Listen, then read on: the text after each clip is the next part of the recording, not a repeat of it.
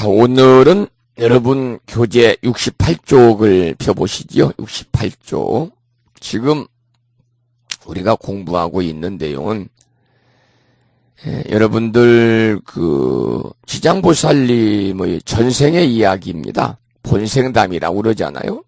첫째는 장자의 이야기, 그리고 지금 공부하고 있는 이 내용은 두 번째 본생담으로 바라문의 딸에 관한 이야기입니다. 68쪽 중간 우리말로 보겠습니다. 함께 읽어보시죠. 이렇게 이제 설명이야 제가 드리겠습니다만 함께 이럴 때 읽어보셔야 한 줄이라도 우리가 기억이 더 오래 갑니다. 한 귀양이 있어 이름을 무독이라고 불렀는데 머리를 조아림에 와서 성녀를 영접하면서 하는 말이, 착하신 보살이여, 어떠한 연유로 이곳에 오셨습니까? 이때 바라문의 딸이 귀양에게 묻기를, 이곳은 어디입니까? 무독이 대답하기를, 이곳은 대철이산의 서쪽에 있는 첫째 바다입니다. 성녀가 묻기를, 내가 들으니 철이산 안에 지옥이 있다고 하는데 이것이 사실입니까? 무독이 대답하기를, 실제로 지옥이 있습니다. 성녀가 묻기를, 내가 지금 어찌하여 지옥이 있는 곳에 오게 되었습니까? 무독이 대답하기를, 만약 위신력이 아니면은 곧 업력일 것입니다. 중요하죠. 그 내용 거기 밑줄을 놓으시고요. 위신력이 아니면 업력일 것입니다. 이 두 가지가 아니면 끝내 이곳 지옥에 오지 못할 것입니다. 라고 하였다. 이 철이산이 나옵니다. 철이산은 수미산을 둘러싼 이 구산팔해라고 그래서 9개의 산, 8개의 바다의 9산 가운데 하나를 철이산이라고 그럽니다. 그러니까 이 우주 가장 바깥쪽에 있는 산인데 말 그대로 철이산이잖아요. 철로 둘러져 있는 산이 바로 철이산이다. 그렇게 이해를 하시면 되겠습니다. 자, 그러면 69쪽에 강의를 보지요. 여기서 한 귀왕이 있는데 이름을 무독이라고 불렀다고 했습니다. 무독 귀왕은 지장전에 예불을 드릴 때 나오는 귀신 왕의 이름입니다. 여러분, 우리가 이제 특히 지장제의를 정기법회로 봉행하는 사찰은 물론이거니와 그렇지 않고 이제 이 지장불공은 우리가 지장불공, 지장청 그럽니다마는 불심사 같은 경우는 천도제를 한다든지 49제를 할 때 지장불공을 모시죠. 여러분들이 모시고 계시는 불자법요집을 봐도 나옵니다. 어디에 나오냐면 불자법요집 71쪽을 보시면 예참이 나오거든요. 어떤 불공이 전부 다 예참이 있습니다. 지심정례 공양 지장원찬 23존 제위 열애불, 지심정례 공양 유명교주 지장보살 마살, 예참의 세 번째 나오죠. 지심정례 공양 좌우보처 도명존자 무독귀왕, 그러니까 좌측 지장보살님을 좌측에서 협시하는 존자는 도명존자고 우측에는 무독귀왕이 지장보살님을 협시하고 있다. 그래서 이제 무독귀왕은 말 그대로 귀왕이죠. 귀신구자 임금왕자. 그래서 귀신의 왕이다. 그런 얘기가 되겠습니다마는 잠깐 여기에서 우리가 이 도명존자와 무독귀왕에 관해서 여러분이 조금 이해를 할 필요가 있습니다. 먼저 도명존자부터 말씀을 드리면 지장보살의 왼쪽에 서 있는, 그러니까 지장전, 명부전 그랬을 때 그 지장보살님이 주불로 모셔져 있는 전각이죠. 또 사사로운 정리가 없다 그래서 무사전이라고도 합니다만, 지장보살의 왼쪽에 서 있는 도명존자는요, 여러분 절에 가서 이렇게 잘 보시면 일반적으로 가사를 수하고 있는 젊은 스님의 모습을 하고 있습니다. 젊은 스님의 모습. 이 도명존자는 중국 양주 개원사의 승려였는데, 올해가 이제 2017년이잖아요. 2017년인데 776년이니까 지금부터 2017년에서 778년을 빼면 무려 1239년 전입니다. 그래서 778년에 우연히 사후세계를 경험을 하게 됩니다.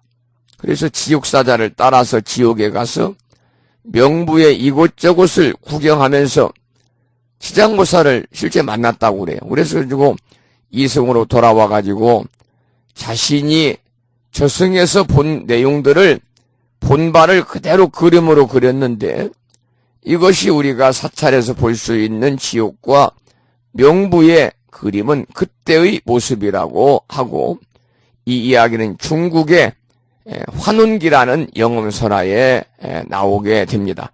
이런 연유로 이 무독귀왕은, 도명존자는 무독귀왕과 함께 지장보살의 협시로 등장을 하고, 그리고 지장보살 또 이 도명존자와 무독귀왕을 일컬어서 우리는 뭐라고 그러느냐, 지장삼존이다 이렇게 부르고 있습니다. 그러면 이 무독귀왕은 뭘 들고 있습니다. 이렇게 뭘 들고 있냐면 상자를 들고 있는데, 그 상자는 바로 경전을 담은 상자라고 그래요. 경전은 부처님 말씀을 담은 그런 상자지요. 그래서 이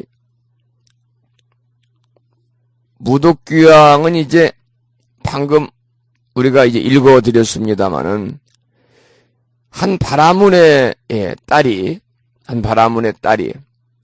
그의 어머니가 삿된 것을 믿고 항상 삼보를 이렇게 업수히 여겨가지고 여러 가지 방편을 베풀어서 어머니에게 권유해서 바른 생각을 내게 했지만, 그 어머니는 온전한 믿음을 갖지 못한 채 죽어서 무간지옥에 떨어집니다.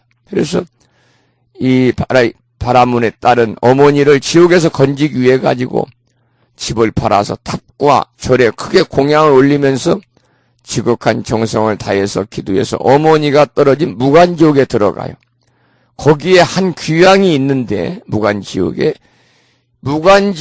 있는 한 귀양의 이름이 무독입니다. 그래서 무독귀양입니다. 그래가지고 이 무독귀양이 바라문의 딸에게 여러 지옥에 대한 설명과 지옥을 친절하게 안내를 해준 인연으로 지장보살의 협시가 되었다.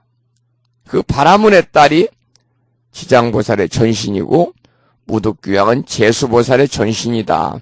다음에 이제 나오게 되는데, 그래서 우리가 이제 일반적으로 무독귀왕과 도명존자를 여러분이 알고 그리고 나서 읽어가면은 더 도움이 되겠습니다. 자, 그러면 69쪽 강의를 보시죠. 위에서 네 번째 줄이 되겠습니다만, 여기서 한 귀왕이 있는데 이름을 무독이라고 불렀다고 했습니다. 이름을 무독이라고 그랬다. 없을 무자 그리고 독독자입니다. 우리가 이제 무독귀왕은 아까도 말씀을 드린 것처럼 지장불공을 드릴 때 나오는 귀신 왕의 이름이다. 무독귀왕이 머리를 조아리며 지옥을 찾은 바라문의 딸을 영접합니다. 그리고 나서 무독귀왕이 자세히 살펴보니까 바라문의 딸이 생전에 죄를 지어가지고 끌려온 사람 같지가 않아요. 그래서 어떤 연유로 이 무간지옥에 왔는지 이렇게 무독귀왕이 바라문의 딸에게 정중히 묻고 대답하는 내용을 방금 읽었습니다. 이 무독귀왕이 말한 지옥에 오는 경우에 두 가지 예가 있다고 그러죠. 뭐가 있느냐? 위신력 아니면 업력이다 그 말입니다. 여기는 이제 우리가 살고 있는 이 시대에 맞는 그런 내용을 예를 들었네요. 예를 들어 우리가 형무소, 교도소에 가는 것도 두 가지 경우가 있습니다. 첫째는 자기의 업으로 가는 경우죠. 업력으로. 이 말은 자신이 죄를 지어서 가는 경우입니다. 자신의 업보 때문에 지옥에 가는 것이죠. 그러나 죄수를 위안하기 위해서 죄수를 면회를 가거나 또 죄수를 교화하러 갈 수도 있습니다. 이것은 바로 위신력에 의해서 지옥을 보러 가는 경우와 같다 그 말이죠. 그래서 무독 대왕은 위에 두 가지 경우가 아니면 위신력 아니면 업력일 것이다. 이 지옥에 온 것은 바라문의 딸이. 그래서 이 두 가지 경우가 아니면 지옥에 오지 못할 것이다 이렇게 말을 하거든요. 지장보살이 말한 내가 지옥에 가지 않으면 누가 지옥에 가서 지옥 중생들을 제도하겠는가? 이게 이제 우리가 지장보살의 정신과 지장보살의 원력에 관해서 첫 시간도 또 지난번도 제가 한두 차례 여러분께 설명을 드리면서 지장보살 멸정업진언을 설명을 드릴 때 여러분들에게 말씀을 드린 것 같습니다만은 지장보살님의 원력과 정신은 세 가지가 있다. 첫째는 중생들을 모두 제도하고 난 후에 깨달음을 이루리라. 이게 이제 원문으로는 중생 도진 방증볼이거든요. 두 번째는 지옥이 텅 비지 않으면 결코 성불하지 않으리라. 지옥 미공 서불 성불입니다. 세 번째는 방금 여기에 나오는 거죠. 내가 지옥에 가지 않으면 누가 지옥에 가서 중생들을 제도하겠는가라고 하는 정신. 이것이 세 번째. 내가 지옥에 들어가지 않으면 누가 지옥에 들어가서 제도하리요. 불입지옥, 수입지옥이라는 겁니다.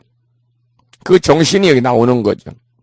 그래서 시장기도를 하는 사람은 기꺼이 지옥에도 들어갈 수 있어야 된다. 지옥의 고통도 달게 받을 수 있는 강한 원력의 소유자. 그가 바로 지장보살에게 제대로 기도하는 사람이고 지장보살의 정신을 아는 사람이다. 한 장을 넘겨보겠습니다. 70쪽이죠. 업에 의하여 느끼는 지옥이다 그랬어요. 성녀가 또 묻기를. 성녀는 누구냐면 바라문의 딸입니다. 성녀가 또 묻기를. 성스러울 성자 여자 할 때 개집자 쓰니까요.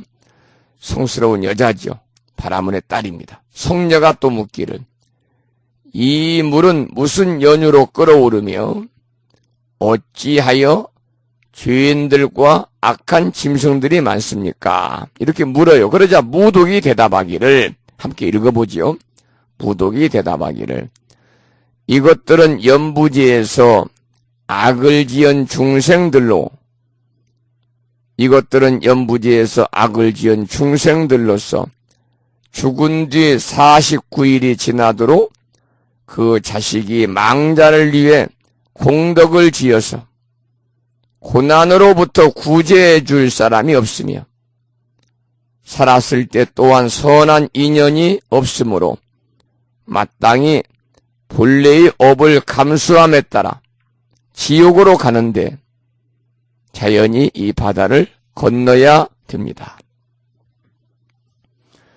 바다 동쪽으로 10만 유순을 지나면 또 하나의 바다가 있는데 그곳의 고통은 이곳보다 갑절이나 되며 그 바다의 동쪽에 또 하나의 바다가 있는데 그곳의 고통은 다시 곱절이나 됩니다. 삼업으로 지은 악한 업이 불러와서 감수하는 것이므로 모두 업의 바다라고 하는데 여기가 바로 그곳입니다. 이제 여기에 나오는 바다는 지옥으로 들어가는 입구다 그 말이죠. 여기에서 49제에 관한 얘기가 나오네요. 우리가 절에서 사람이 죽으면 우리 불교에서는 49제를 모셔드리는데 49제를 지내는데 그 49제의 어원이 바로 이 지장경에서 나온 겁니다. 그래서 지장경 공부를 하게 되면은 자신의 업부에 관한 것과 49제에 관한 사실들을 우리가 정확하게 알 수 있는 거죠. 71쪽을 보시면서 참 49제에 관한 말씀을 좀 드리겠습니다. 49제. 49제에 관한 말씀을 좀 드리도록 하죠. 이 49제는 죽은 사람의 명복을 비는 천도의식입니다. 천도라는 것은 죽은 영혼이 좋은 곳에 태어나도록 기도하는 것이거든요. 그래서 우리가 이제 49제를 77제다. 77제. 77에 49잖아요. 우리 사람이 죽으면 다음 생을 받을 때까지 49일 동안 중음의 상태를 맞게 된다는 거예요. 중음이라는 것은 죽은 후에 다음 생을 받기까지의 기간입니다. 그래서 사람이 죽으면 다음 생을 받을 때까지 49일 동안 중음의 상태를 맞게 되는데 이 기간 동안에 다음 생을 받을 연이 정하여진다고 그래서 7일마다 불경을 읽고 부처님께 공양하는 의식입니다. 그러니까 죽은 자로 하여금 좋은 생을 받기를 바라는 뜻에서 49일 동안 이 제를 지내는 거죠. 우리가 이제 불교의 내세관에서는요, 지극히 착하거나 지극히 악한 업을 지은 사람의 경우에 죽으면 곧바로 다음 생을 받는답니다. 그런데 그래서 이들에게는 중음이 없는 거예요. 중음이. 아주 극히 착하거나 극선인이죠. 극선인. 극히 악한 업을 지은 극악인 같은 경우는 죽으면 곧바로 다음 생을 받기 때문에 중음이 없는데 대부분 보통 사람은 이 중음에 있을 동안 다음 생의 과보가 정해진다고 그러거든요. 그래서 이 불자들은 부모님이나 형제들 생을 마감하면 꼭 49제를 지내잖아요. 우리가 이제 49제에 대해서 이러한 의문을 가질 수가 있죠. 왜 하필이면 49일을 기한으로 삼아서 제를 지내는가? 그 이유는 두 가지로 요약이 됩니다. 첫째는 사람이 죽으면 방금 말씀을 드린 것처럼 다음 생을 받을 때까지 49일 동안 생과 사의 중간 상태인 중음신이 되어가지고 구천을 떠들면서 다음 생의 인연처를 정하게 된다. 따라서 이 49일 동안 유가족들이 후손들이 영가를 위해서 제를 올리면서 공덕을 지어주면은 나쁜 업을 지은 영가는 불보살님의 가피 덕분에 고통의 세상으로 나아가지 않게 되고 살아생전에 평범한 업을 지은 영가들은 보다 훌륭한 공덕을 이루어가지고 더 좋은 인연처를 만나게 되는 것이죠. 그래서 이 49일 동안은 영가의 식이 매우 맑아져 있기 때문에 살아생전보다 훨씬 더 부처님의 법문을 잘 알아들을 수가 있다고 합니다. 그래서 이 49일 기간 동안에 법문을 정성껏 영가에게 들려주면 이 영가가 매우 지혜로워져 가지고 지난 세상에 대한 애착을 다 끊고 쉽게 해탈을 이루어 가지고 행복의 나라로 나가게 된다는 거죠. 그래서 49일이고 두 번째 우리가 의문을 가져볼 수 있는 것은 왜 7일마다 한 번씩 제를 지내느냐. 여기에도 이제 두 가지 뜻이 간직이 되어 있다고 그래요. 사람이 죽어가지고 죽음신이 되면요, 보통 7일에 한 번씩 기절했다가 다시 깨어나는데 그때마다 몹시 불안해하고 두려움을 느낀답니다. 그래서 7일마다 한 번씩 여러 가지 색의 새로운 빛들이 보이고 환경이 바뀌게 되고, 그래서 그 7일 주기에 맞추어서 제를 지내줌으로 인해서 영가가 불안과 두려움을 떨쳐버리고 좋은 빛을 따라서 좋은 세상으로 나아갈 수 있게 하기 위해서 7일마다 제를 지내주는 거고, 또 하나 이유는 명보세계를 관장하는 시왕의 심판이라든지 형벌과 관련시켜서 7일마다 제를 지내는 거죠. 명부라는 것은 고통이 매우 심한 곳입니다. 지옥입니다. 그래서 10대 왕이 있습니다. 이 10대 왕은 고통받는 명부의 주인을 관장하고 있다고 믿기 때문에 10대 왕이, 우리가 불교와 도교에서는요, 사람이 죽으면 10대 왕의 관용을 비는 10번의 제를 지내도록 하고 있어요. 10번. 근데 우리는 보통 7번 지내잖아요. 49제 그래가지고. 우리가 이제 첫 번째 초제지요, 초제. 7일 되는 날은 신관대왕부터 시작해서 마지막 10번째는 오도전륜대왕입니다.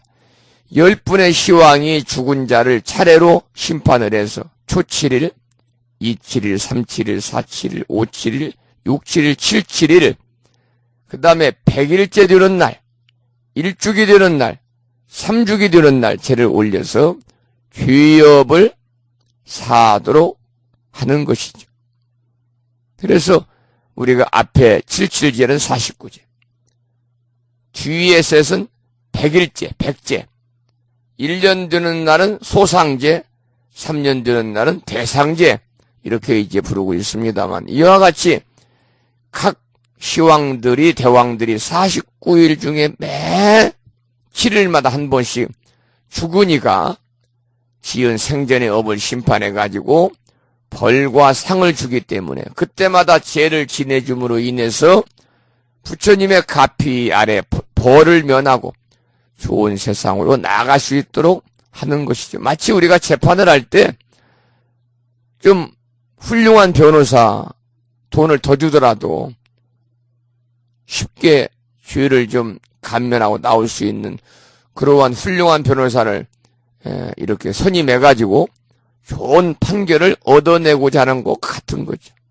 그래서 우리가 49년은 7일마다 7번의 제를 지내줌으로 인해서 영가의 공덕을 쌓아주고 부처님의 법문을 듣고 영가가 지혜가 밝혀가지고 좋은 세상으로 나아갈 수 있도록 이렇게 해주는 천도법이 바로 49제입니다. 그래서 우리가 유가족들이 49제를 지낼 때는 이러한 뜻을 잘 여러분이 알고 제를 모셔줘야 됩니다. 그러니까 우리가 마음으로, 몸으로, 물질적으로 정성을 다해서 우리가 제를 모셔야 된다.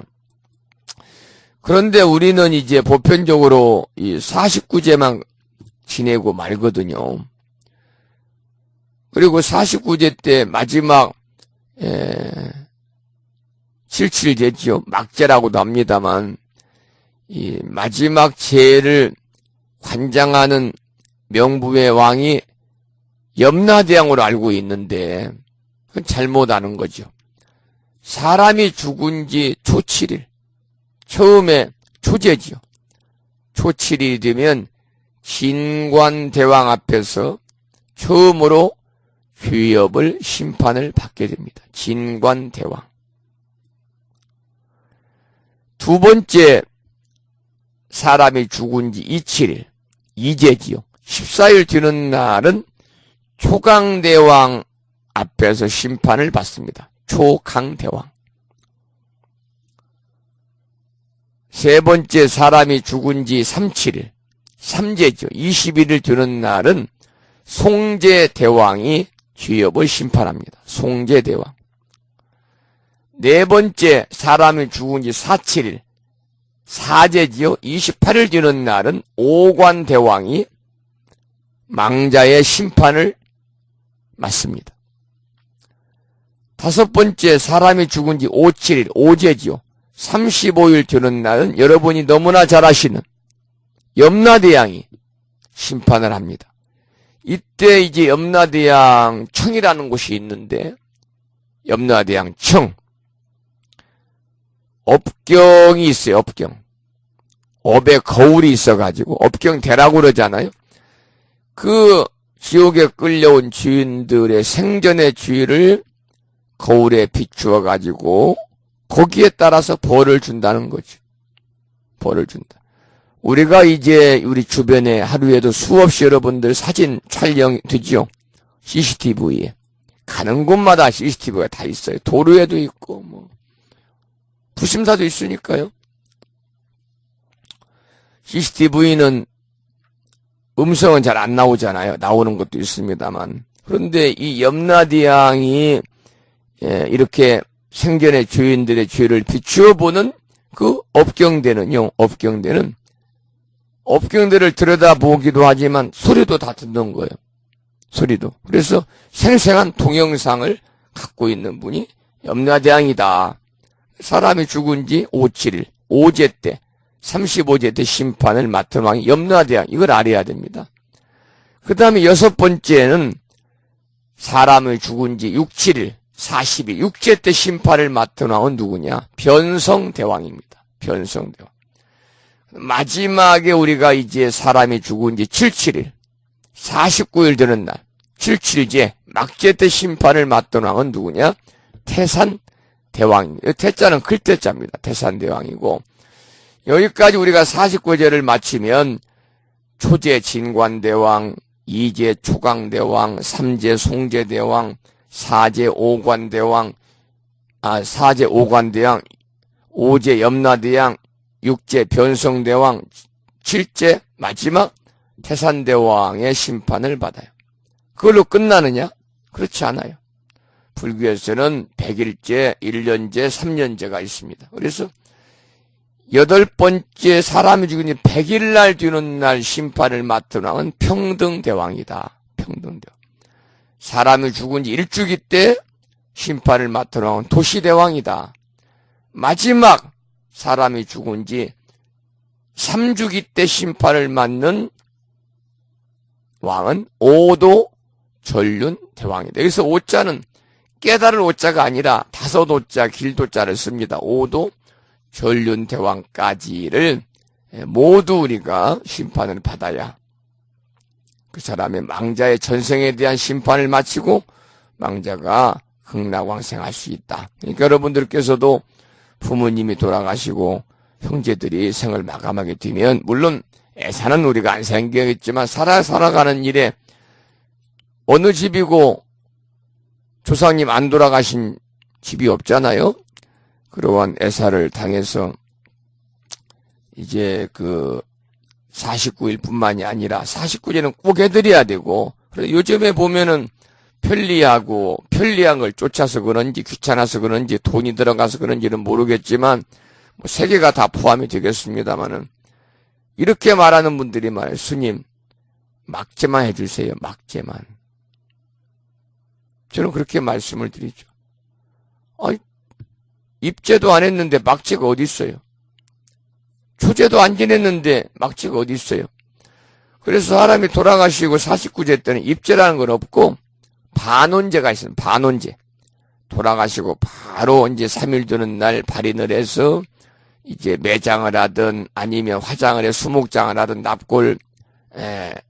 납골당에 모시든 산골 뿌리든 간에 그 의식을 마치고 그리고 영정과 입회를 모시고 그 시다림을 가고 또 발인법회를 봉행하고 또 산에 가서 평토제들 모셔드리고 기도한 스님과 함께 그 망자의 입회와 영정을 모시고 와서 영단에 봉안하고 부처님께 고하는 거죠. 이런 영가가 오늘부터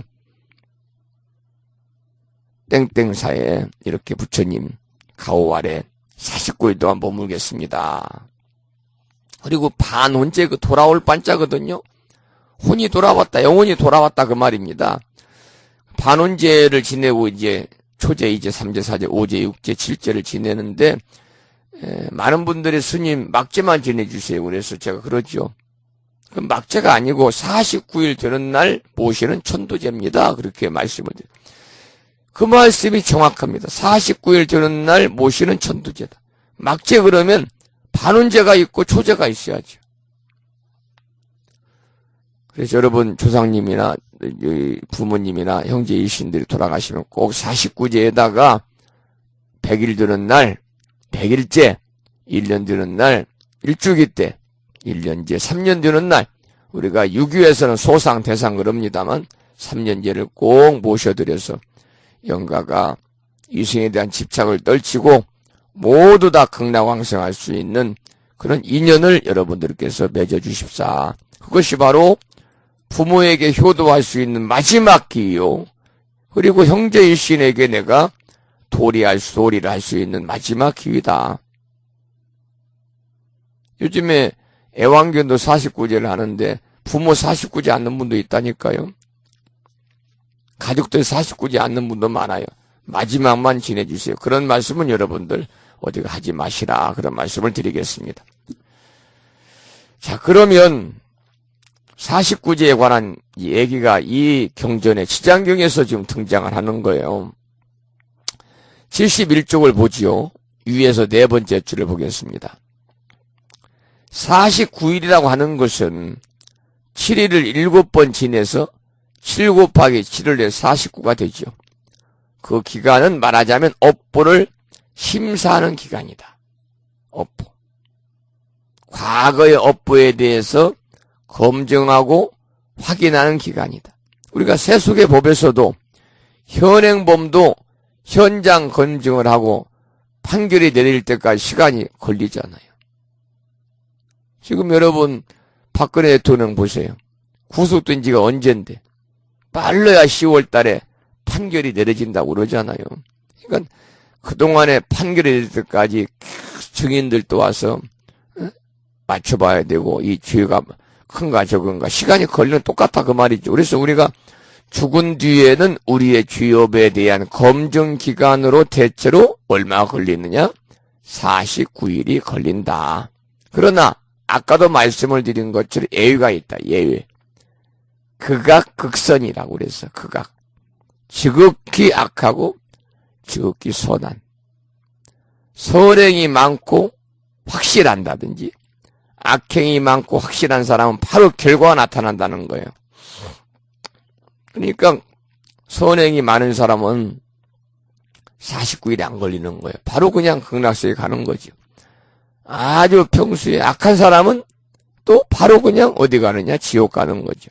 그래서 말하자면 지극히 악한 죄를 지은 사람에게는 바로 사형이 확정이 되지만 지극히 악한 사람을 지은 사람에게는 재판은 일종의 요식형입니다. 사형이 딱 정해져 있잖아요. 그리고 재판은 사형시키기까지의 절차입니다. 요식형이. 그 점도 역시 현실 세계와 지옥 세계가 다르지 않다는 거죠. 그래서 대부분의 경우는 49일 동안 영원히 머뭇거리게 되는데 그것은 업보의 결과가 쉽게 판결 내려지지 못하기 때문이다. 또 더불어서 이 생의 여러 가지에 대한 미련과 아쉬움 때문이다. 그 말이죠. 우리가 수십 년간 이 생에 대한 애착을 가지고 온갖 인연으로 얼기설기 얽혀서 살다가 몸이 죽었다고 해서 영혼이 쉽게 떠나는 것은 아니거든요. 우리 몸뚱아리야 치수화풍 사대로 사람이 숨이 끊어지면 바로 흩어져 버리지만은 영혼은 쉽게 떠나지 않는다. 갖가지 미련이 있고 애착이 남아서 끊지 못할 인연들 때문에 영혼은 쉽게 떠날 수 없다 그 말이죠. 그러나 죽음의 이치를 제대로 아는 사람은 바로 떠날 수 있다. 우리가 부처님과 인연을 맺어서 바른 공부를 우리가 한다면은 죽음과 동시에 여러분은 좋은 곳으로 갈 수 있다는 거죠.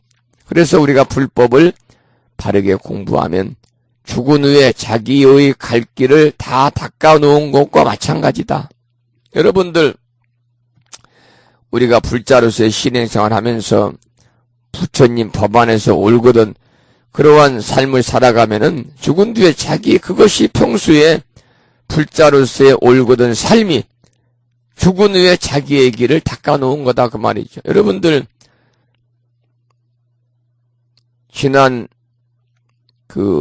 22일이 윤달 5월달 마지막 금음날이었잖아요. 그래서 윤달 들어가지고 이 강의를 듣는 법문인들 중에서도 재적사찰이나 인연사찰에서 생전예수제에 동참을 하면서 이렇게 절에 매주 나가서 기도하신 분도 한두 분 계시지 않을까 그런 생각이 듭니다만은 또 많이 계실 수도 있고요.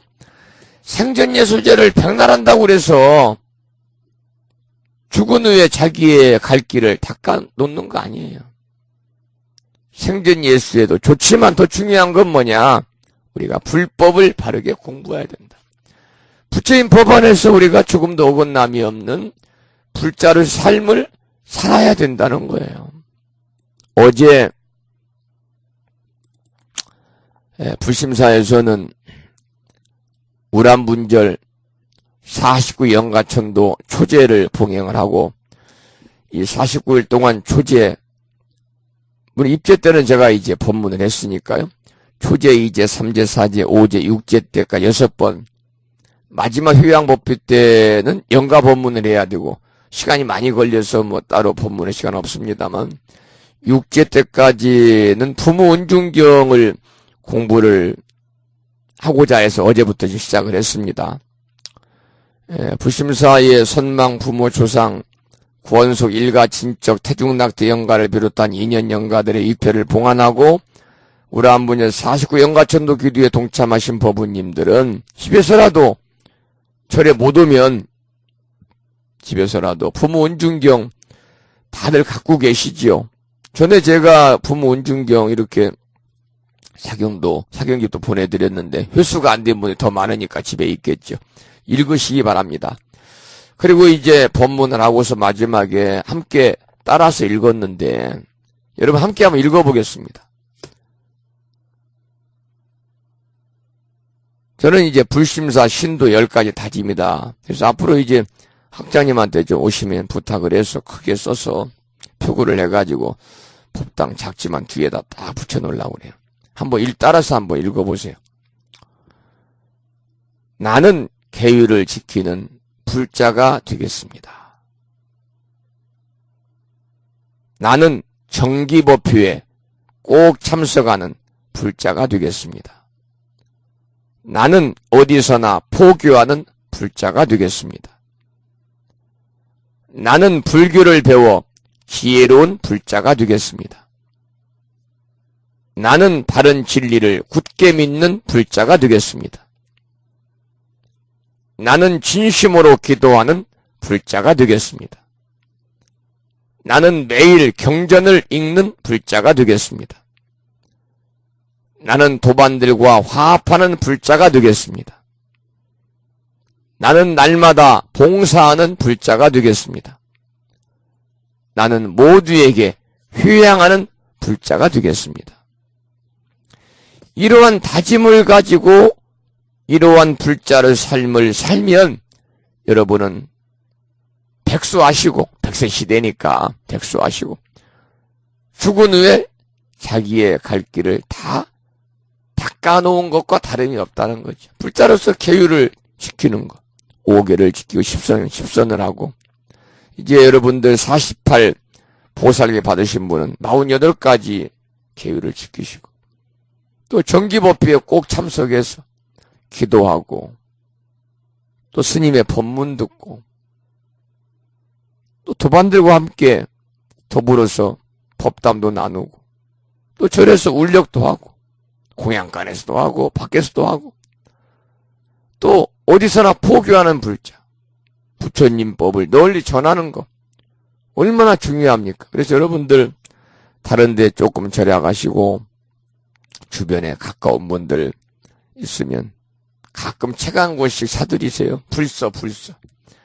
뭐 딱딱한 뭐 법화경, 화엄경, 능엄경 이런 것도 좋지만 시중에 나오는 그 스님들이 쓰신 책들 많이 있잖아요. 법문집도 있고 그런 것들을 구입을 해서 주변에 가까운 불자들에게 전해드리는 거, 선물하는 거. 꼭 생일 때만 선물하나요? 아무 때 그냥 선물하는 거. 또 내가 저분한테 좀 감사한 마음을 갖고 있으면 감사한 마음을 담아서 불사한권에 선물한다든지. 그래서 여러분들이 포교하는 불자가 돼야 된다. 그리고 본인도 불서를 읽고 경전을 통해서 스님의 법문을 통해서 불기를 배워가지고 지혜로운 불자가 돼야 된다. 이렇게 바른 진리를 우리가 배워서 믿는 불자가 돼야 된다. 더불어서 진심으로 기도하는 불자, 매일 경전을 한쪽이라도 읽는 불자, 또 도반되고 화합하는 불자, 화합을 깨뜨리는 불자는 우리가 무간지에 간다고 그러잖아요. 도반되고 화합하는 좋은 얘기만 함께 나누고 좋은 얘기만 전하고 안 좋은 얘기 다른 사람이 들어서 불쾌한 얘기 남의 사생활 남 흉보는 거 이런 건 아니어야 된다는 거지. 날마다 나누고 봉사하는 불자 결국 또 모두에 휴양하는 불자가 여러분 이렇게 여러분들이 살아가면은 생전예술제를 안 해도 생전예술을 윤달 들어있는 해마다 해도 이렇게 여러분이 불자로서의 그러한 참다운 삶을 살지 않으면은 우리가 죽은 후에 좋은 곳에 못 간다는 거예요. 생전예술제만 하면은 좋은 곳에 가면은 누구나 다 한 번씩 하지 않겠어요? 중요한 것은 바로 이러한 신도의 다짐을 하고 우리가 올바른 신행생활을 해야 된다는 거죠. 그런 확신으로 불법을 공부하고 수행한다면 염라대왕도 필요 없다는 거예요. 업경대를 염라대왕이 돌려봤자예요. 지옥을 안 가는데요. 바로 그냥 극선인인데 바로 극락세계로 KTX보다 더 빠른 속도로 빛의 광으로 광속으로 가버리는데 다시 말해서 자기의 갈 길을 자기가 알아서 가기 때문에 그 누구의 도움도 필요 없다. 그래서 저는 제 앞에 그 사진이 하나 있습니다. 제가 또 허우대가 또 멀쩡하잖아요. 그래서 사진을 찍어가지고 가사를 수하고 사진을 걸어놨습니다. 모니터 앞에. 이게 이제 내 영정 사진인데 그 앞에다가 써놨습니다. 유서 밑에다가 딱 붙여놨어요. 긴 앞핀으로 탁 찔러서 말이죠. 속가의 땡땡땡에게 이렇게. 그래서 밑에다가 언젠가 명이 다하여 사바세계 가민토를 떠날 때를 대비해서 미리 적어 남겨두는 글.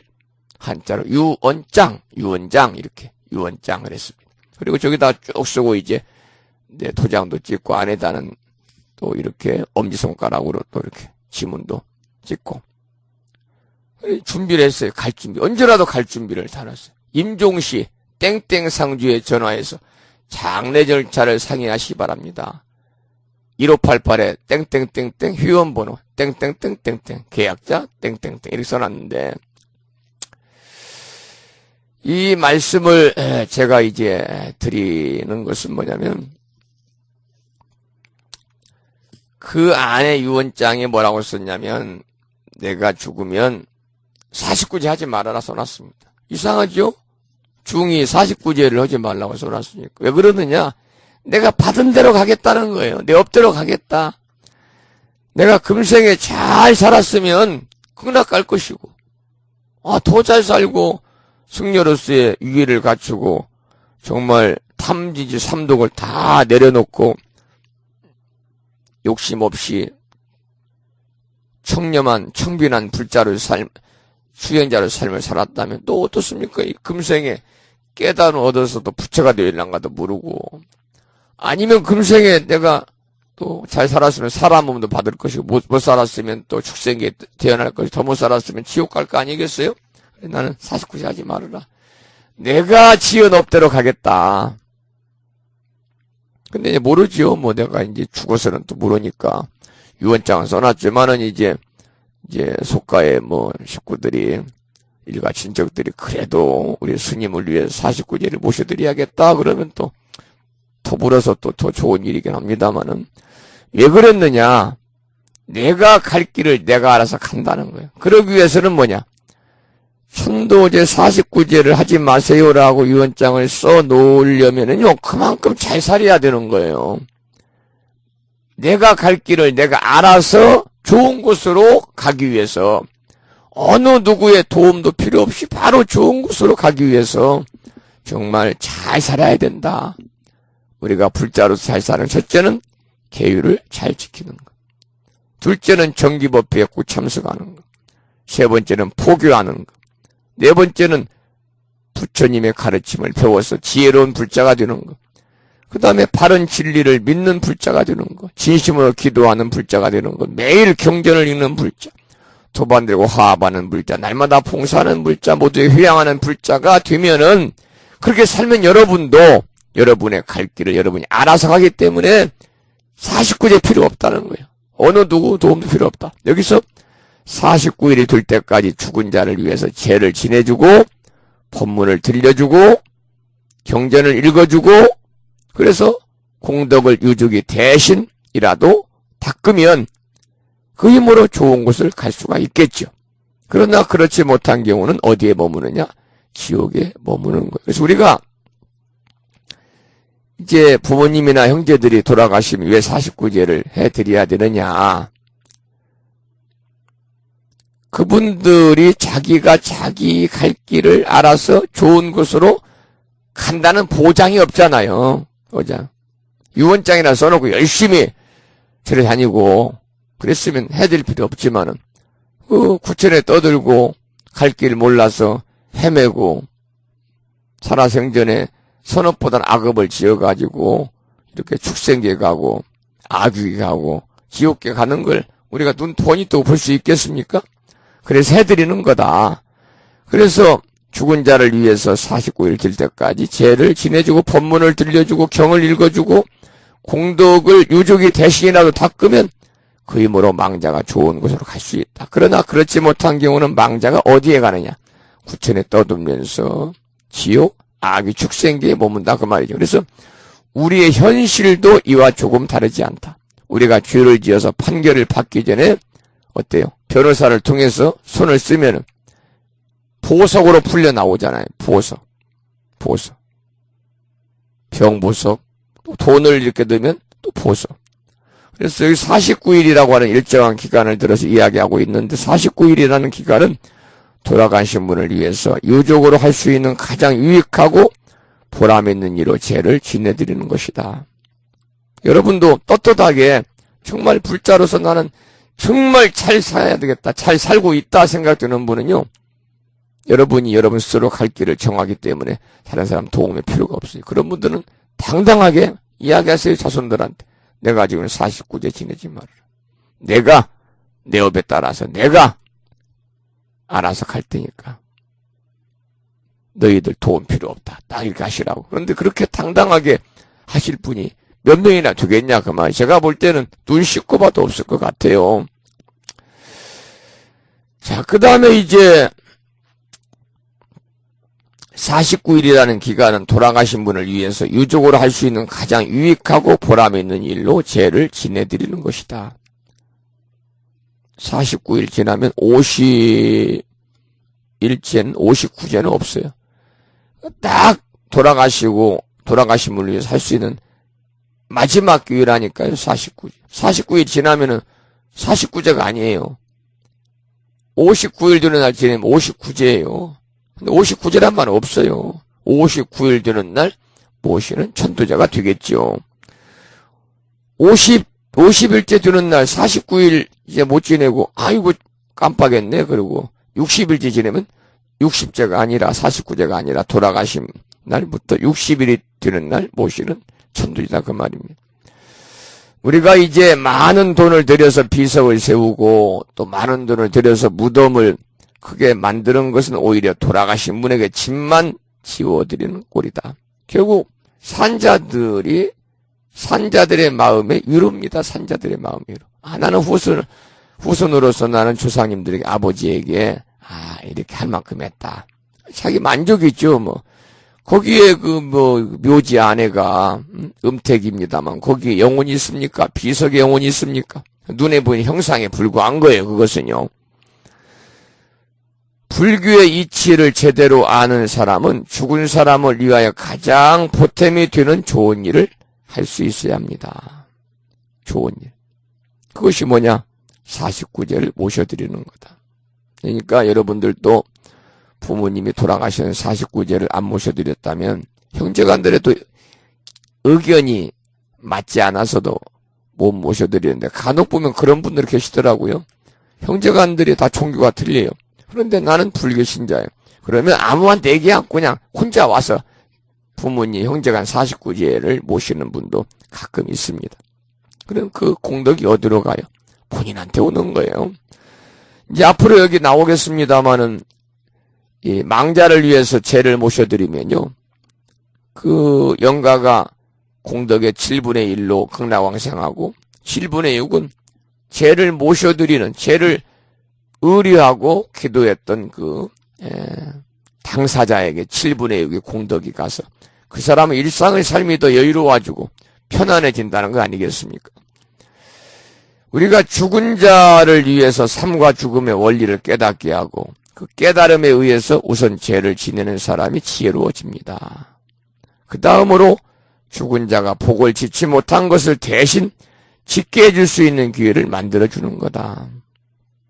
대신 우리가 이제 이 극락왕생도 자력으로 갈 수 있는 사람은 49제 안 해도 되지만 자력으로 갈 수 있는 사람이 얼마나 되겠습니까? 그러니까 타력으로 인해서 우리가 다른 사람의 힘으로 인해서 돌아가신 분을 극락왕생 시킬 수 있는 것은 바로 뭐냐? 49제다. 근데 49제를 못 해드린 분은 언제 해야 되느냐? 공일제 천도제를 해드려야지요. 공일제. 아무 때나 나를 잡아가지고 천도의식을 하는 거예요. 얼마 전에 제가 어제도 말씀을 드렸습니다마는 여러분들 홍라이 관장이라고 여러분 들어보셨습니까? 홍라이 관장. 지금 서울 삼성병원에 누워 계신다는 삼성그룹의 회장이신 이건희 회장의 부인이 누구냐?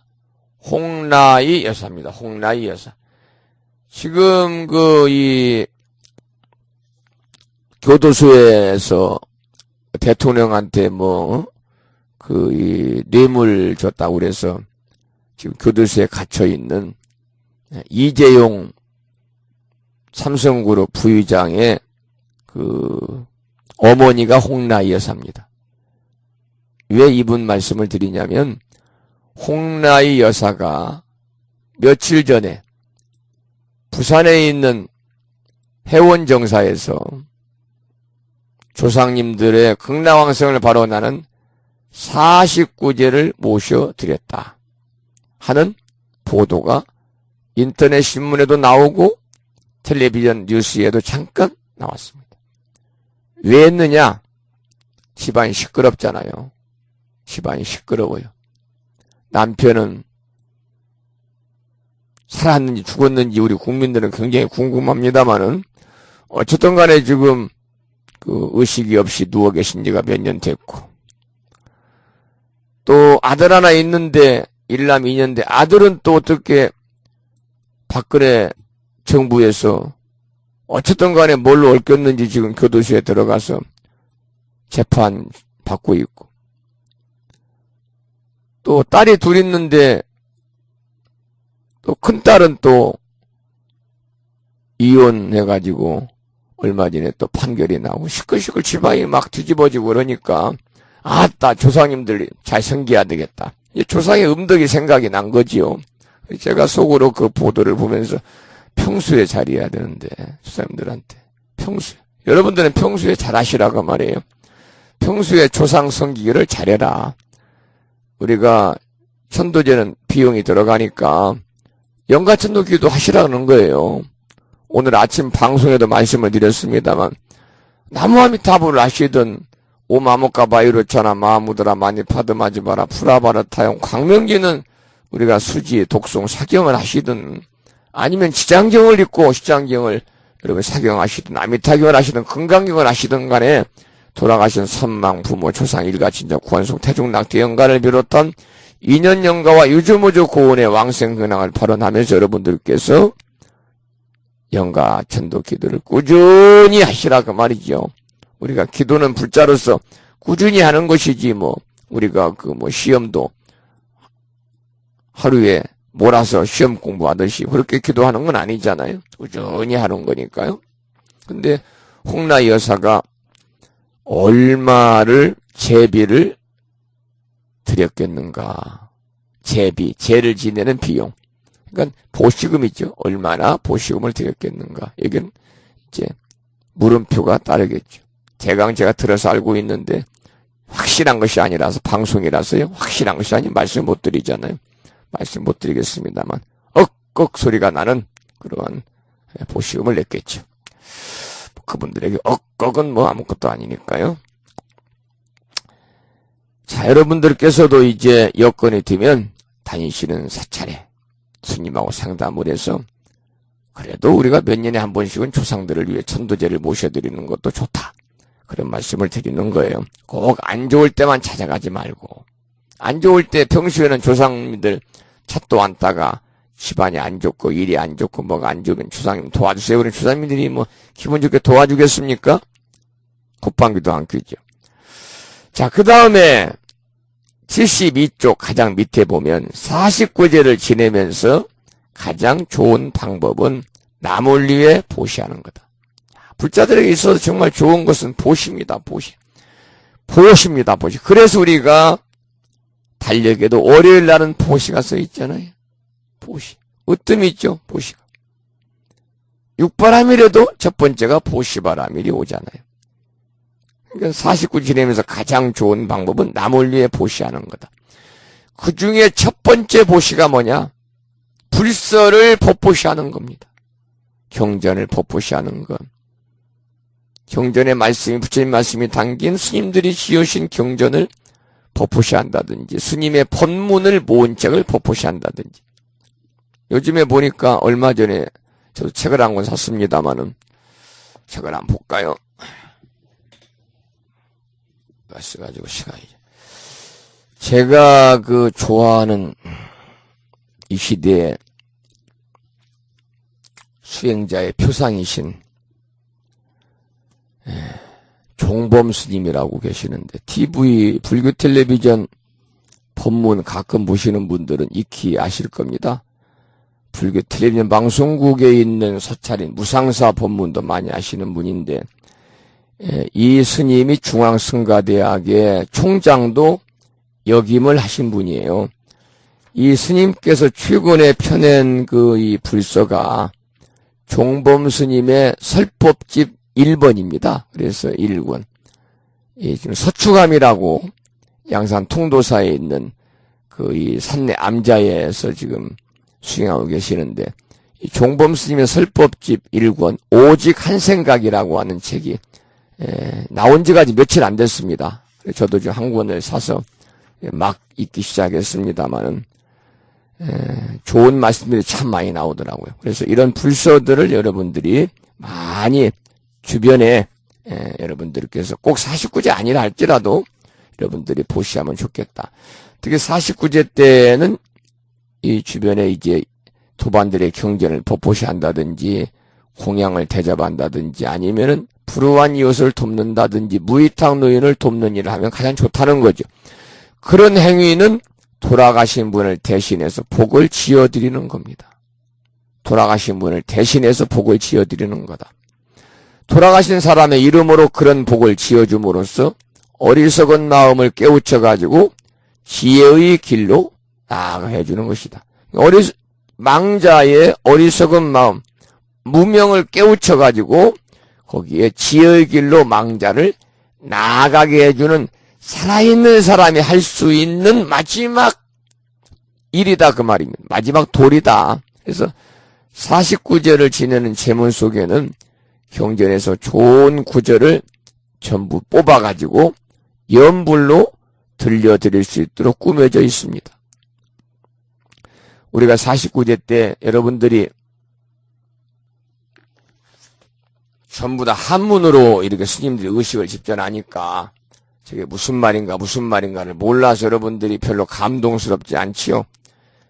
우리말로 해석해서 이렇게 쭉 49제를 모시게 되면은 정말 감동적인 문구들이 굉장히 많이 나와요. 그래서 불심사에서는 49제라든지 천도제를 지낼 때 중간중간에 우리말로 이제 이 제를 모셔두고 있습니다. 왜냐하면은 아무래도 한문으로만 하면 듣는 분들이 물론 또 한문을 잘 알아서 잘 아는 분도 계시겠습니다만 대부분 한글 세대에 살았던 사람들이기 때문에요. 그래서 불심사에서는 한문과 한글을 혼용해서 이렇게 이제 제를 모시고 있습니다만 앞으로는 시대가 변화가 오면 아마 한문보다는 한글로 모든 그 의식도 집전이 되지 않을까 그렇게 개인적으로 생각을 해 봅니다.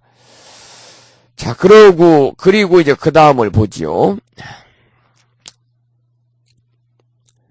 이제 그 금강경 사국에, 법화경 사국에, 화엄경 사국에, 그야말로 경전 속에 아주 중요한 그러한 경구들이 49제를 모실 때 등장을 하는 그러한 내용들이다. 그런 말씀을 드립니다. 우리가 이제 이 경전을 읽으면은 경전의 내용을 우리가 이 함축해서 담고 있는 것이 바로 사국에거든요. 금강경 사국에, 또 법화경 사국에, 화엄경 사국에, 뭐 많은 사국이 있죠. 우리가 지난번에 금강경 공부할 때 제가 이 강의 시간에 말씀을 다 드리지 않았나 그런 생각이 들어서 그 내용을 생략하도록 하겠습니다. 자, 73쪽을 봅니다. 중간에.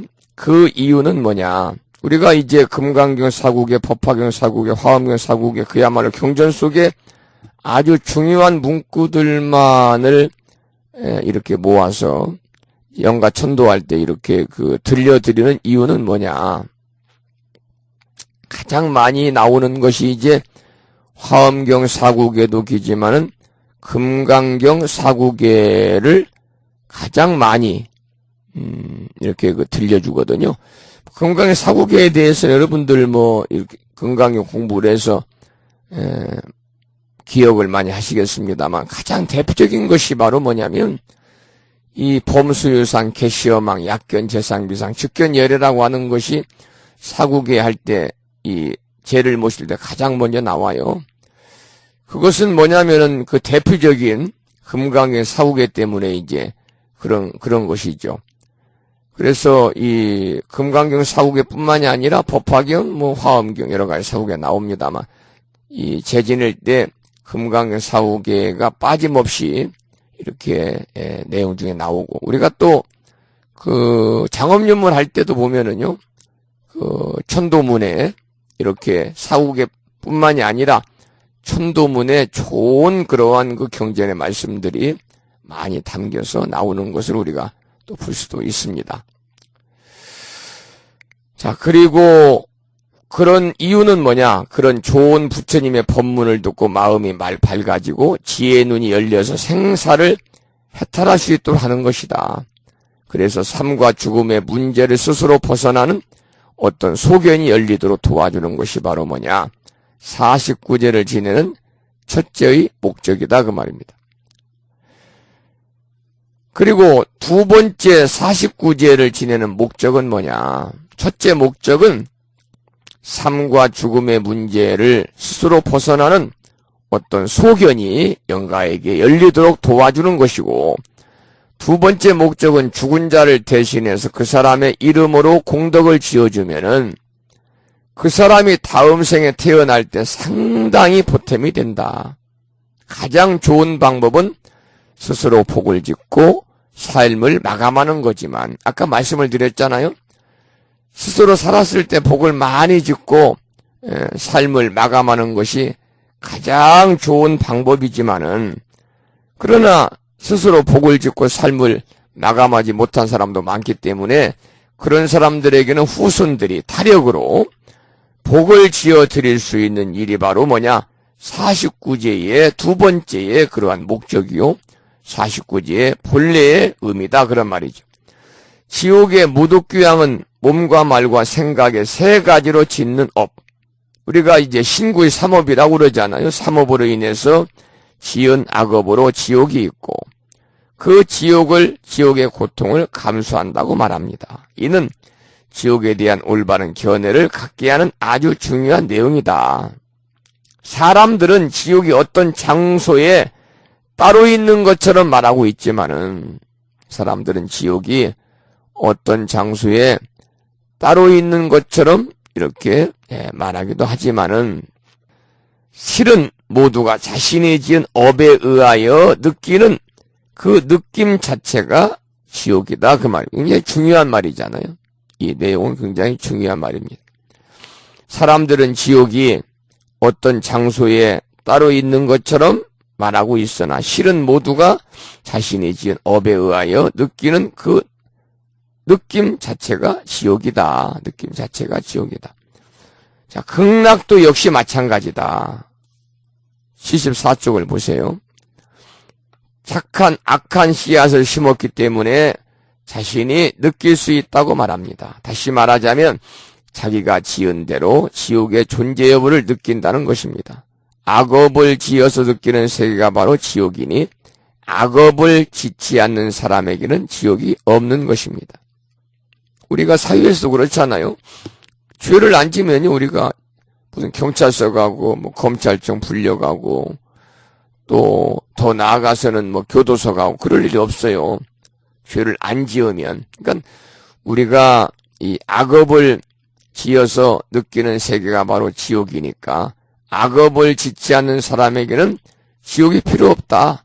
죄를 짓지 않는 사람은 경찰서 뭐 조사기나 검찰청 조사받으러 가고 왔다 갔다 하고 뭐 교도소 갈 일이 없으니까 재판받을 일이 없잖아요. 그래서 이 지옥의 문제에 대해서 우리가 확실히 알고 넘어갈 필요가 있다. 다시 말하면 악업을 지은 사람에게는 지옥이 뼈저리게 느껴지겠죠.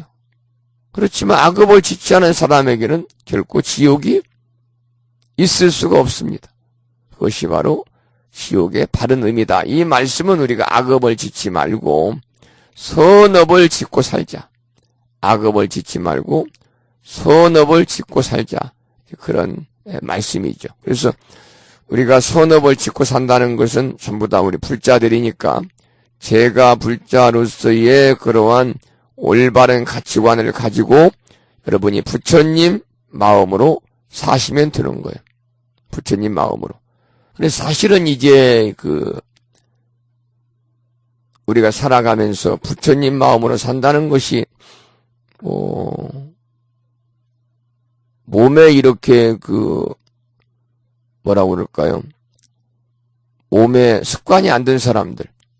그러니까 계율을 지킨다든지 신구의 삼업으로 우리가 탐리 삼독을 내려놓고 사는 그러한 것들, 상을 내려놓고 사는 거, 하심하는 것들, 이런 것들이 이제 몸에 습관이나 익숙하지 않은 분들은 어려울 수도 있지만 사실은 또 우리가 불자로서의 그러한 부처님 법안에 살다 보면 실제로 부처님다운 삶을 사는 것이 굳이 어려운 일만 아니다 그 말이죠. 자, 그 다음에 74쪽을 보겠습니다. 74쪽. 어머니의 과거. 성녀가 또 귀왕 무독에게 묻기를, 이 성녀는 바라문의 딸이에요. 지옥은 어디에 있습니까? 무독이 대답하기를 새 바다니 바로 대지옥이며 그 수는 백천이고 각각 차별이 있는데 함께 읽겠습니다. 그 중에서 크다고 하는 것이 모두 18개이며 다음이 500개로 그 고통과 독은 헤아릴 수가 없으며 다음이 1100개로 또한 한량없는 고통이 있습니다. 성녀가 또 대귀왕에게 묻기를 내 어머니가 죽어서 온 지 오래지 않은데 혼신이 어느 곳으로 갔는지 알지 못합니다. 당연히 알지 못하죠. 지옥에 들어가서 어머니를 찾고 있는 거예요. 근데 어머니가 죽어서 지옥에 온 지가 얼마 오래되지 않는데 혼신이 어디에 있는지를 알지 못하겠다. 그러자 귀왕이 성녀에게 또 물어요. 뭐라고 묻냐면 보살님의 어머니가 살아계실 때 어떠한 행업을 익혔습니까? 성녀가 대답하기를 내 어머니는 삿된 소견으로 산보를 놀리고 회방했습니다. 서로 잠시 믿는 척 하다가도 곧 또한 불정한 짓을 저지르곤 했으니 죽은 지 아직 얼마 되진 않지만 어느 곳에 있는지 알지 못합니다. 무독이 묻기를 보살님의 어머니 성씨가 무엇입니까? 성녀가 대답하기를 나의 아버지와 어머니 모두가 바라문의 종족인데 아버지는 시라선견이라 하고 어머니는 열젤이라고 합니다. 자, 여기까지 어머니의 과거에 관해서 무독귀왕과 그리고 성녀가 주고받는 대화를 읽어보았습니다. 무독귀왕은 지금까지 말한 것은 지옥의 시작에 불과하다. 그러니까 이 밖에도 엄청난 지옥이 지금 존재하고 있는 거죠. 엄청난 지옥이. 산 안에 바로 대지옥이 있다고 말합니다. 여기서부터 이제 온갖 지옥의 종류와 이 지장경에는 수많은 지옥의 종류와 지옥의 숫자가 나오거든요. 여기서부터 시작을 하는 거예요. 그래서 무독귀왕은 그 지옥에서는 100,000개이고 각각 종류가 다르다고 말한다. 바라문에 따른 어머니가 죽어서 지옥에 온 지 얼마 되지 않은데 혼신이 어디로 갔는지 알지 못한다고 말하거든요. 그러니까 무독귀왕이 성녀에게 어머니가 살아계실 때 어떤 행업을 익혔는지 물어요. 그러니까 사람이 죽은 사람의 그러한 과거 행을 알아보려고 하는 거예요. 죽은 사람이 과거에 어떻게 살았는지를 알아보려고 무독귀왕이 바라문에 따른 성녀에게 물어보는 거죠. 그래서 무독귀왕은 지옥을 관장하고 있는 왕이니까 혼신을 찾으려면 살아있는 동안 행한업을 알아야 하기 때문에 그러죠. 행한업에 따라서 이제 간 곳이 다르니까요. 지옥도 이제 행한업에 따라서 조금 이 고통이 덜한 지옥이 있고 또 고통이 심한 지옥이 있으니까요. 그래서 바라문에 따른 어머니가 삿된 소견으로 산보를 기만하고 불법을 회방했다고 대답을 하거든요. 여기서 삿된 소견이란 말이 나오는데 이 말은 매우 중요한 의미를 갖는다. 삿된 소견 밑줄 치시고 사람이 살아가는데 가장 중요한 것은 삶에 대한 바른 소견을 갖는 일입니다. 삶에 대한 바른 소견을 갖는 것이 사람이 살아가는데 가장 중요한 것이다. 각자가 갖는 소견이야말로 그 사람의 인생이 어떻게 전개될 것인가를 알 수 있는 중요한 척도가 되기 때문입니다. 8시 반이 다 됐는데요. 에어컨을 틀었더니 너무 추워가지고. 조금 전에 공부한 내용 중에서 이제 이 영가천도를 하는 의식문에 그 사국에 관한 얘기가 많이 나온다. 그러면서 금강경 사국에 또 열반경 사국에 화엄경 사국에 또 법구경 사국에 뭐 이런 사국에들이 많이 나온다 그랬는데 잠깐만 그 사국에 관해서 좀 말씀을 드리고 그 다음 74쪽을 보겠습니다. 몇 차례 말씀을 드려서 이 강의를 꾸준히 들으신 분들은 좀 기억을 하신 분도 계시겠습니다만은 말 그대로 사구입니다. 사구. 넉사자 글구자. 그 사구로 된 계문이죠. 계문.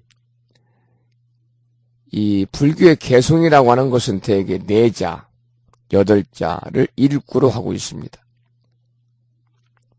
그래서 사구를 일개송으로 하고 있다. 그래서 사국에는 그 경전의 내용을 함축해서 요약되어 있기 때문에 매우 깊은 뜻을 갖고 있는데 특히 이제 이 천도의식 때 가장 많이 등장하는 것은 금강경의 사국의 중에서 범수유상 개시여망 약견 재상비상 즉견 열애라는 겁니다. 무릇 형상을 가진 것은 모두 허망하니 만일 모든 형상이 아님을 보면 곧바로 진실한 열애를 보리라. 그리고 화엄경 사구계가 많이 나오죠.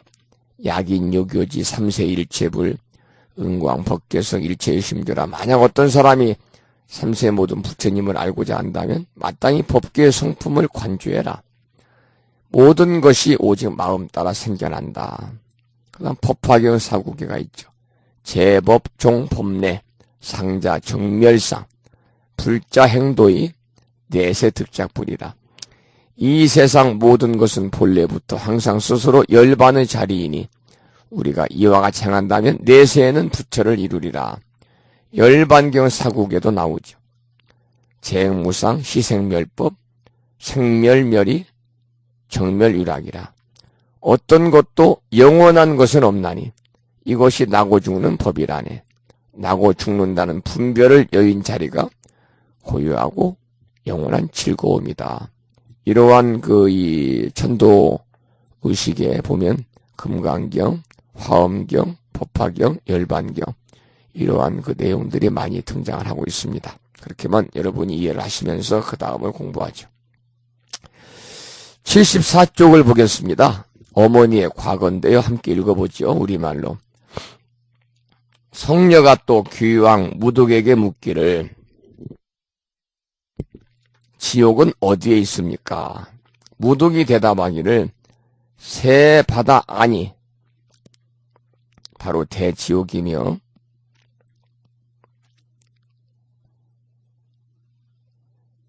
그 수는 백천이고 각각 차별이 있는데 아까 공부를 했네. 여기는요. 76쪽이네요. 제가 잘못 봤습니다. 76쪽. 어머니가 천상에 나다. 얘기를 보겠습니다. 함께 읽어보겠습니다. 76쪽입니다. 어머니가 천상에 나다. 무독이 합장하고 보살께 여쭈어 말하기를 원컨대 성자께서는 돌아가시고 너무 근심하거나 슬퍼하지 마십시오. 열제리 죄녀가 천상에 태어난 지가 지금 3일이 지냈습니다. 열제리 죄녀는 바로 이 성녀 바라문의 딸의 어머니입니다. 열제리 죄녀가 천상에 태어난 지가 지금 3일이 지났습니다. 효순한 자식이 어머니를 위해 공양을 베풀어 복을 닦아 각화 정자제왕 열애의 탑사에 보시했으니 다만 보살의 어머니만 지옥에서 벗어난 것이 아니라 무간지옥에 있던 죄인들이 이날 모두 즐거움으로 함께 천상에 태어났습니다라고 하였다. 자, 그 다음에 77쪽의 강의를 보겠습니다. 무독대왕은 무독귀왕이죠.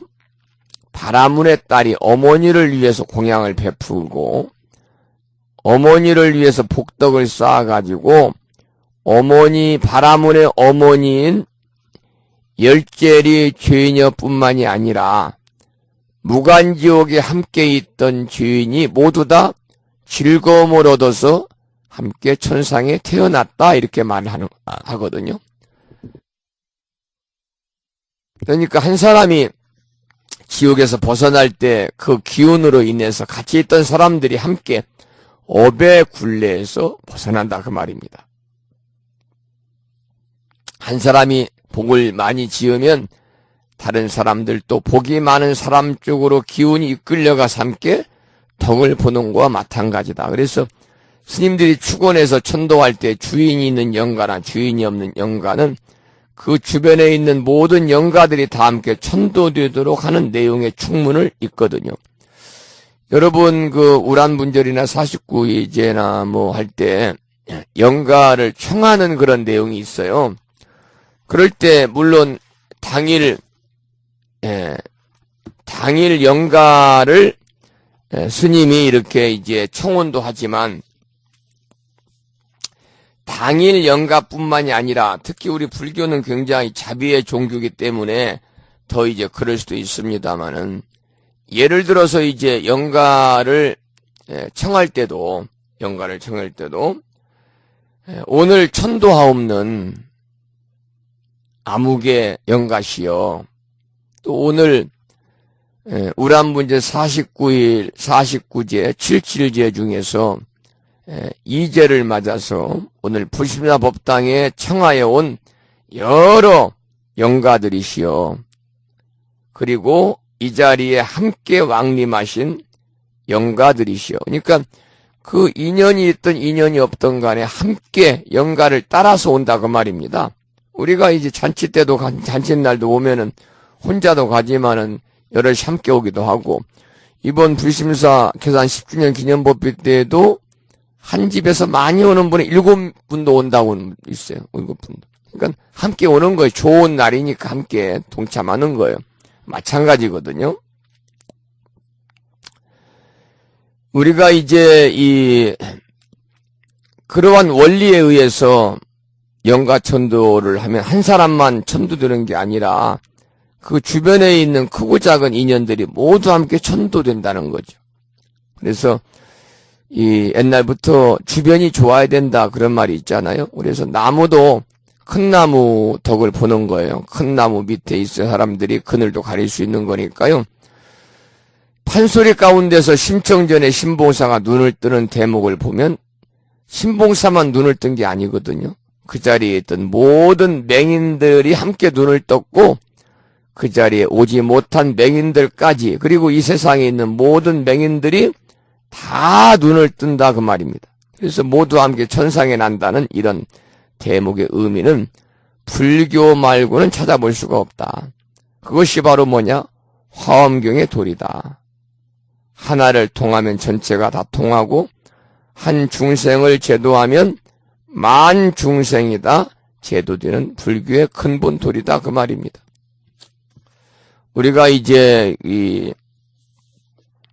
다른 절은 모르겠습니다만 이 불심사에서는 불공을 마칠 때 항상 영단에 법성계를 한편 봉독하고, 또 광명제는 삼독하고, 또 휴양계를 이우고, 이렇게 이제 불공을 마치고 있습니다마는, 이 법성계는 신라시대 의상대사께서 조술한 그러한 개성으로 알려져 있잖아요. 법요지 194쪽에 보면 나와 있어요. 이 80권 화엄경 핵심을 담은 것이 7원 119, 710자로 구성된 화엄경 약창계고, 그리고 60권본 화엄경의 핵심을 담은 것이 바로 신라시대 의상조사께서 조술하신 법성계인데요. 이 법성계는 그게 나오잖아요. 일중일체 다중일, 일직일체 다직일이라. 그래서 하나 가운데 모든 것이 있고 맑은 가운데 하나뿐이다. 하나 갖고 전체이고 전체가 다 하나이다. 일미진중함시방 일체진진 영여시라. 한개 티끌 가운데 시방세계를 머금었고 낱낱 티끌 가운데 또한 이와 같다. 이것이 바로 뭐냐면 화엄 사상이거든요. 화엄의 도리거든요. 그래서 바로 여기서도 이제 하나를 통하면 전체가 다 통하고, 한 중생을 다 제도하면 만 중생이 다 제도되는 불교의 근본 도리가 바로 뭐냐? 화엄경의 핵심이고 화엄경의 도리라서 신라시대 의상조사 법성계에도 그런 내용이 잠깐 이렇게 나오고 있습니다. 자, 그러면 78쪽을 보겠습니다. 78쪽. 이제 서원을 세우는 거죠. 서원을. 이제 바라문의 딸이 이제 서원을 세우는 내용을 함께 이제 공부하겠습니다. 귀왕이 말을 마치자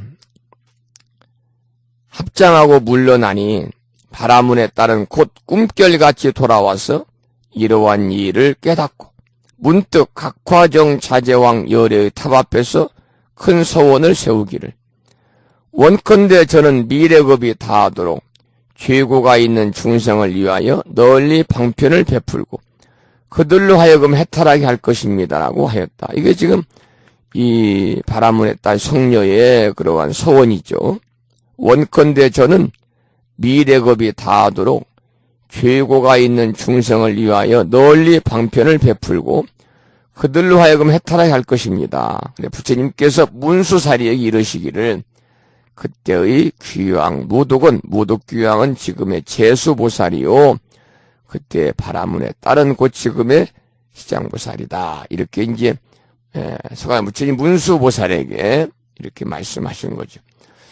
그러면 78쪽의 강의를 보겠습니다. 여기서 우리는 우리의 기도 생활과 연관을 시켜가지고 한 가지를 생각할 필요가 있다. 바라문에 따른 어머니를 찾기 위해서 기도를 했지만 당장에 어머니가 천상에 가 있는 모습을 바로 보지 못했어요.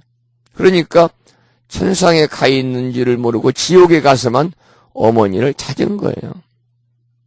무독귀왕이 이것저것 물어보자. 어머니의 그 생전의 그 행실에 관해서 물어보고 어머니 이름도 물어보고 그래야 이제 어디에 있는지를 아니까. 그런데 지옥에는 없어요. 나중에 보니까 이제 어디에 갔느냐? 바로 천상에 올라간 지가 며칠 되지 않았다는 거지. 혼자 간 게 아니라 그 지옥, 소위 말하면 지금을 하면 그 감방에 있던 지옥에 있던 그 방에 있던 모든 주인들과 함께 극락에 천상에 올라갔는데 누구의 힘으로 갔느냐? 바로 효성이 지극한 딸인 그러한 성녀의 지성어린 그러한 그 어머니에 대한 기도로 인해서 어머니가 지옥고를 면했다. 이렇게 지금 우리가 공부를 했잖아요. 바라문에 따른 어머니를 찾기 위해서 일심으로 기도를 했지만 당장에 어머니가 천상에 가 있는 모습을 보지 못했습니다. 먼저 어디를 봤어요? 험한 지옥의 모습을 본 것이죠. 우리도 이와 마찬가지로 어떤 기도를 하거나 공을 들이면 당장에 좋은 현상이 나타나지 않아요. 그러나 지장경에서 보았듯이 처음에는 안 좋은 모습이 먼저 나타난다. 그리고 난 다음에 좋은 모습으로 다시 이제 바뀌게 되는 거죠. 그런데 우리는 당장에 기도하고 나서 바로 좋은 결과가 있기를 바랍니다. 그러나 때때로 더 어려운 경우를 맞게 되는 경우도 있죠. 바라문의 딸이 기도를 많이 했음에도 불구하고 지옥의 모습을 먼저 보게 된 것에는 이러한 의미가 담겨 있다. 바라문의 딸이 비록 지옥의 모습을 먼저 보긴 했지만 급회전해서 어머니가 천상에 태어나고 많은 사람들이 따라서 천상에 태어났다고 하는 그런 좋은 결과를 맞이하게 되는 것입니다. 여기서 정말 중요한 것은 고통받는 중생을 보고 크게 원력을 세웠다는 거죠. 바라문의 딸이 원력을 세웠어요. 원컨대 저는 미래겁이 다하도록 죄고가 있는 중생을 위하여 널리 방편을 베풀고 그들로 하여금 해탈하게 할 것입니다. 이게 바로 지장보살의 정신이에요. 이것이 바로 지장보살의 원력이거든요. 결과적으로 그때 바라문에 따른 지금의 지장보살이라고 부처님이 문수보살에게 이렇게 말씀을 하시면서 치하에 말씀을 하고 계시는 거죠. 바라문의 딸이 세운 고통받는 중생들을 어떻게 해서라도 제도하겠다는 그런 원력은 참으로 위대합니다. 바로 이것이 지장보살의 원력이요 지장보살의 정신이다. 그래서 아까 말씀을 드린 것처럼 지장보살의 원력과 지장보살의 정신에 대해서는 아까 말씀을 제가 드렸죠. 세 가지로 말씀을 드렸습니다. 첫 번째가 지장보살님은 자기의 성부를 뒤로 미뤘다기보다는 자기의 성부를 포기한 보살이다. 이렇게 우리가 이야기를 하고 있지 않습니까? 지장보살에 대해서 지용비공 서불성불이다. 지옥이 텅 비지 않으면 나는 결코 성불하지 않겠다. 그런 원을 세웠고, 그리고 두 번째는